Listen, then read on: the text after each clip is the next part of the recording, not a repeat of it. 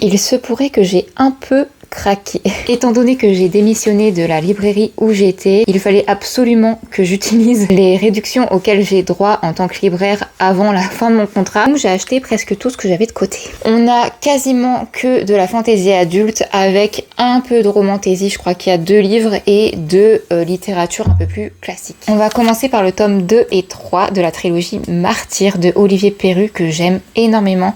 J'avais lu Druide de Olivier Perru que j'avais plutôt bien aimé. C'était un one-shot de fantasy et il a fait sa trilogie aussi qui s'appelle Martyr. J'avais lu le premier tome et j'avais vraiment beaucoup aimé. C'est une fantasy adulte sombre qui concerne principalement, en tout cas pour le premier tome, 2 frères. C'est 2 frères assassins qui se cachent puisqu'ils auraient des origines qui seraient liées à la magie. Donc voilà, ils mènent leur vie dans l'ombre en assassinant des gens jusqu'à ce qu'un jour, malgré eux, ils soient reliés à tout ce qui est complot politique, etc. Et c'est super bien, c'est super sombre. Il y a d'autres personnages qui sont aussi très importants et j'aime vraiment beaucoup, donc j'ai hâte de découvrir le tome 2 et le tome 3. Ensuite, j'ai acheté, grâce à un client, Le Roi des Cendres, le premier tome, publié chez Brajlon. Alors ça date, en fait le client les avait commandés en poche et ça m'avait donné grave envie. Donc moi j'ai pris le grand format parce que je préfère lire sur grand format. Je ne sais pas de quoi ça parle. Je me rappelle juste que ça me donnait énormément envie et je sais juste aussi que c'est de la fantaisie adulte. Voilà, je n'en sais pas plus et je ne connais pas l'auteur, je ne connais pas ce livre et c'est ce qui marche chez moi, c'est ce qui me fait envie d'acheter, c'est quand j'en ai pas entendu parler. Tout ce qu'on entend un petit peu trop parler, ça me donne moins envie, mais tout ce qui est un petit peu niche ou en tout cas peut-être dont on a parlé dans le passé mais dont on parle plus aujourd'hui, bah ça me donne envie. Donc voilà, j'ai hâte de découvrir ce livre et si vous l'avez lu, vraiment donnez-moi votre avis dessus, je veux savoir. Ensuite j'ai un peu honte, j'ai pris le 3e tome, L'Empire de l'Aube, publié chez De Saxus de J. Christophe. Vous le savez si vous me suivez, j'ai toujours le tome 2 qui est sous cellophane également dans ma bibliothèque. J'achète le 3e, au moins j'ai un peu de réduction dessus en tant que libraire. Et surtout, je sais que j'ai dans la bonne édition en relié, etc., grand format. Pareil que du coup le tome 1 et le tome 2. Je vais la finir, cette saga. Elle me prend du temps parce que vraiment le premier tome, il me reste toujours dans la tête, même si j'ai oublié quelques informations. C'est vraiment un tome qui m'a marqué. C'est une dark fantasy adulte avec des vampires. Et vraiment, c'est, je pense, la meilleure dark fantasy avec des vampires que j'ai pu lire de ma vie. C'est des pavés, ils font 1000 pages chaque tome. Et c'est vraiment très sombre. C'est pour ça que... Et moi, je ne lis pas forcément plusieurs livres en même temps et tout ça, et je ne DNF jamais. Donc si je m'y mets à fond. Et là, c'est pas encore le moment.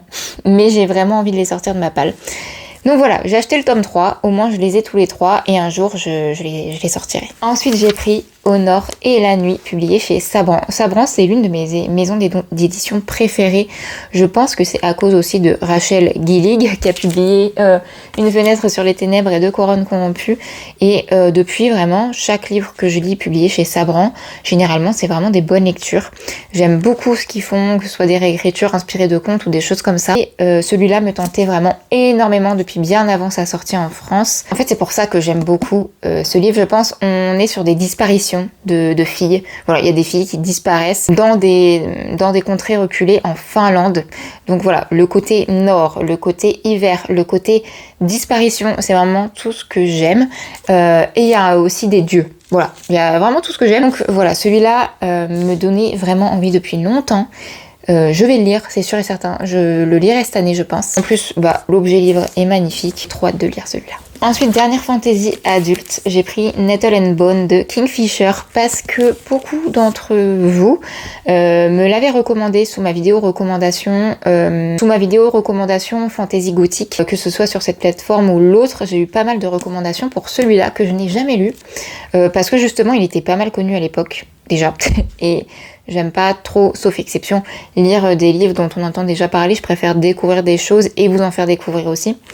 Mais tout le monde me l'a tellement bien vendu que j'ai craqué. Donc si j'ai bien compris, c'est une fantaisie un peu gothique et c'est tout ce que je sais. Mais je pense que je vais adorer. Ensuite, on passe à la romantaisie avec Le Trône des Dieux Brisés, donc le 2e tome. J'ai le premier dans ma palle qui est juste là. Je ne l'ai jamais lu. Mais je sais que je vais le lire un jour. Je pense que je vais aimer. J'aime déjà beaucoup la DA du livre, même si ça ne veut rien dire. C'est une romantaisie qui m'a toujours attirée, même si on en entend beaucoup parler. Et du coup voilà, j'ai quand même acheté le tome 2, pareil, j'ai profité de la réduction. Et voilà, les objets livres sont magnifiques, j'en entends presque que du bien. Donc on verra bien. Et ensuite j'ai pris le tome 2 de Un destin ancré dans le sang. Donc j'ai pris Un sort gravé dans les os de Daniel L. Jensen. J'avais plutôt bien aimé le premier tome, même si Freya, la prota, m'insupportait à la fin. Vraiment, je la trouvais très forte au début, très badass, et j'avais beaucoup de peine pour elle par rapport à tout ce qu'elle subissait. Et à la fin, je la trouvais plus capricieuse qu'autre chose. Je la trouvais irréfléchie, immature au possible.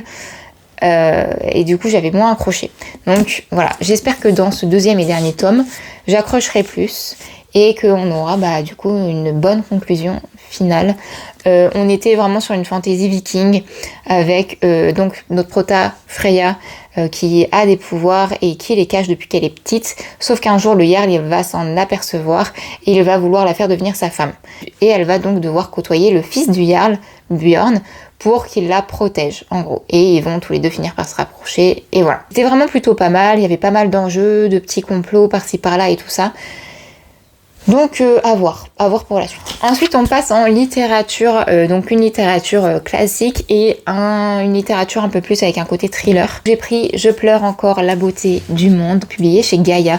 On est je crois sur un thriller mais qui est assez quand même penché nature. En gros notre protagoniste est biologiste et elle mène un programme de réintroduction des loups. Et c'est pour ça que je l'ai acheté, parce que quand j'étais soigneuse animalière, donc le métier que je vais refaire, le parc où j'étais avant, je m'occupais de loups, donc de loups du Canada et loups gris d'Europe. Ça me manque beaucoup.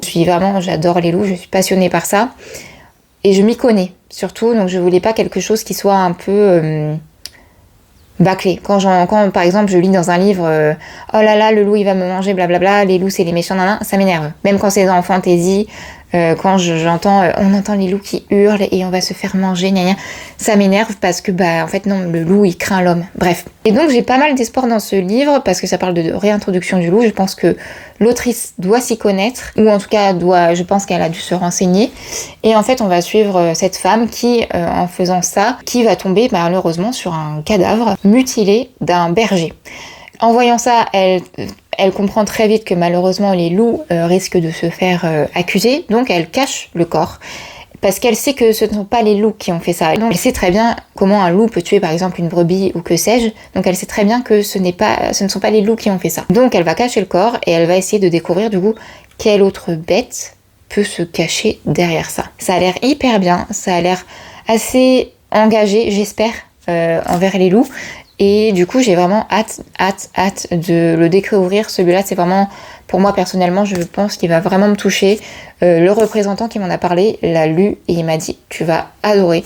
Donc voilà, j'ai trop hâte de le découvrir. Et enfin j'ai pris Les Hauts de Hurlevent, publié aux éditions Hurlevent, parce que cette édition elle est juste sublime, et parce que alors je l'ai mis de côté avant qui est le film. Je n'ai pas vu le film et je n'ai pas envie de le voir, ça ne m'intéresse pas. Mais tout ce que j'en ai vu, en tout cas comme extrait, je vous le dis, ça ne m'aurait pas donné envie de lire le livre. Sachant que ce n'est pas la même chose. Voilà, je sais à peu près de quoi ça parle, Les Hauts de Hurlevent. Je sais aussi, je pense, comment ça finit. Je m'étais fait un peu spoiler. Je parle du livre à l'époque. Mais j'ai envie de le lire. J'ai envie de découvrir la plume d'une des Brontë.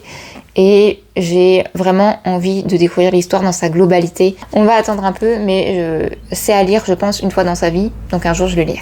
Voilà, c'est déjà tout pour ces achats. C'est déjà pas mal. Il y a 10 livres. Je pense que je ne referai pas de book haul de suite. Mais c'est déjà pas mal. J'en ai qui me font vraiment très envie. Mais il faut déjà que je finisse ceux qui sont dans ma palle. Mais au moins, ils sont achetés. Ils resteront dans ma bibliothèque. Et puis voilà, n'hésitez pas à me dire si vous avez lu l'un de ces livres. Vraiment, ça m'aide beaucoup d'avoir votre avis sur mes choix de mes prochaines lectures. Et à bientôt pour une prochaine vidéo.